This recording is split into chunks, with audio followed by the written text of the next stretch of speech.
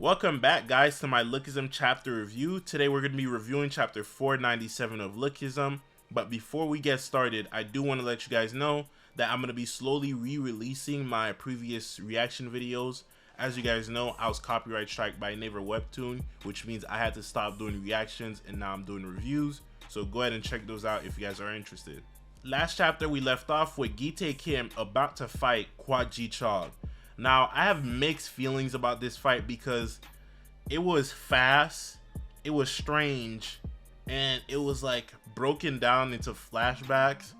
So this was kind of a weird fight to me. I don't really know how to feel about it yet, but basically it starts with Kwak Ji-chang posting up next to Gi-tae, and then they start fighting where Kwak Ji-chang throws a stab, Gi-tae dodges it and then punches him back. He notices that Gi-tae is as strong as the first string kings. He dodges as fast as Gon Seop and punches as strong as Taeso. Gi-tae Kim copies, he didn't copy like Daniel does, but he copies what Ji-chang does with his hand blades. And then it's so hard to explain. He does it into Ji-chang's hand like this, so you could see under Ji-chang's skin his fingers inside his hand. It was such a gnarly thing. I don't even know how to explain it right. So this mad lad Gi-tae literally pulls out a hatchet and goes to murk Ji-chang, and I'm like, whoa, he's moving like that? This is crazy. But he just hits it next to Ji-chang's head and offers him a job since Ji-chang is smart. He's like, work on my behalf, and Ji-chang's like, I'm a king, I bend to no one. And then we shift to another part of the story, but I'm not gonna shift yet. I'm gonna tell you guys how the whole fight went. So after Ji-chang says, I've been to no one, he gives Gi-tae the finger, and Gi-tae's like, oh well, and goes to murk him, and that's when the police shows up and tasers Gi-tae. But of course, it doesn't do anything because Gi-tae's wearing a leather jacket, and he runs at the cops, and then that's when the scene ends, and then it fast forwards to Gi-tae literally walking in the middle of Seoul with blood all over him and blood dripping off his hatchet, and gets in a car with that Mexican dude that we saw back in the first affiliate. It's implied that he kills the cops, but it's not shown, but it's heavily implied because there was no blood on him up until he ran at the cops, and then when he gets in the car, he's like dripping with blood.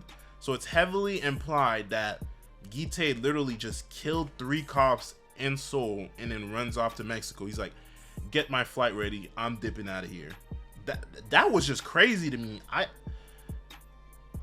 actually don't know if he actually killed the cops, bro. I'm shocked. I don't know what to say. Gi-tae is a mad lad. And then we switch over to James Lee, where Gi-tae is telling James that he's taking care of the king of Seoul. And then we see James was also in the middle of taking care of Taeso Ma. The translation at this part is kind of iffy because James Lee tells Taeso that you want to know how to beat me, and you just gotta believe in yourself. Once you fix that, you'll be able to beat me. And like, I don't know how to explain it, but the translation was kind of iffy, so I don't totally get what he was trying to say in that part. You guys should definitely go read it yourself. If you guys understand, let me know down in the comments, but I don't really get that part. Then we switch over to Mary Kim and the gang for some comedic relief, where Mary's like, I like somebody, and Jae-woo, one of Sanji's students, basically starts laughing and roasting her, saying, what did that person ever do to deserve you liking them? And basically starts roasting them. And then Mary goes to hit him but stops, and that's when they figure out that Mary has a crush on Jae-woo. And yeah, that's pretty much where it ends. There's a panel where it's like, now there's only one more couple to get together, which is Vin Jin and that girl, which we were calling his sister, but it looks like she likes him, so it's not really his sister, more like his not so girlfriend, I guess. Yeah, that works. And then we switch over to Sanji and Vin Jin just laying down in the field, where they're talking about the aftermath of Shimyong the shaman's death, saying that he didn't kill the shaman, but the cops didn't arrest him because they didn't have enough evidence to say that Vin Jin killed the shaman. Plus Tae-jin kind of helped him out because he doesn't want, like, as the shaman, he doesn't want to lose power with people finding out that Vin Jin killed the shaman. After he explains that to Sanji, Sanji tells him that he's leaving Chongyong, where he never had the courage to leave before, but now he's finally leaving. Vin Jin's like, why are you leaving? Tell us why you're really leaving. But deep down, Sanji knows he can't tell them, because eventually he knows that James Lee will return to fight him and get rid of him, but he won't fight the others because they're too weak. So his solution is to leave Chongyong so that way he can protect his kids, his students, which I really hate because it's such a cliche thing to do. Oh, I'm gonna leave town so I could protect somebody, but I'm not gonna tell them why I'm leaving because it'll hurt them more. Like, so I'm gonna make them hate me. And that's basically what Sanji does. He's like, oh, I hate kids. I don't want to babysit you guys anymore. And that gets Vin Jin shocked.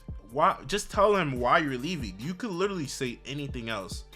I've been here forever and I just want to move on. Like, say anything else besides like making the person hate you, which I doubt Vin Jin is gonna hate him, but it's like, it's such a cliche thing to do. I didn't think it was necessary. Now, for the last part of the chapter, we switch over to Vin Jin's friend, the girl, basically cleaning his house and then cooking for him. He's like, oh, where's Vin Jin? He's late.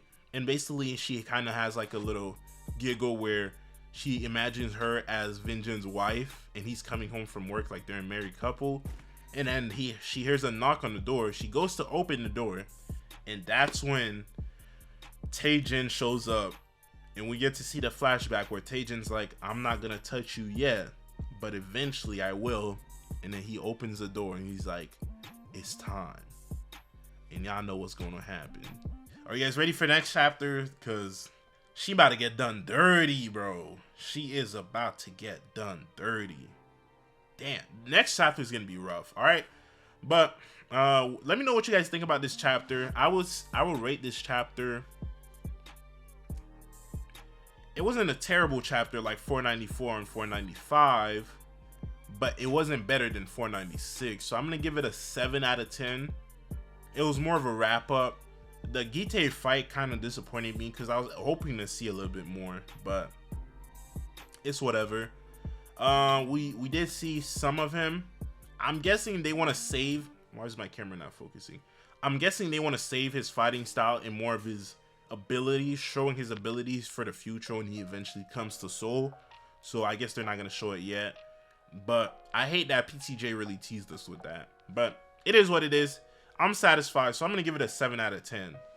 So LOOKISM chapter 498 is gonna be a rough chapter. We're almost at chapter 500, so I can't wait to see what PTJ does for that. Let me know if you guys enjoyed this video. Let me know what you think about the chapter and what's gonna happen next chapter down in the comments. Appreciate you guys for tuning in. I'm gonna see you guys later. Peace.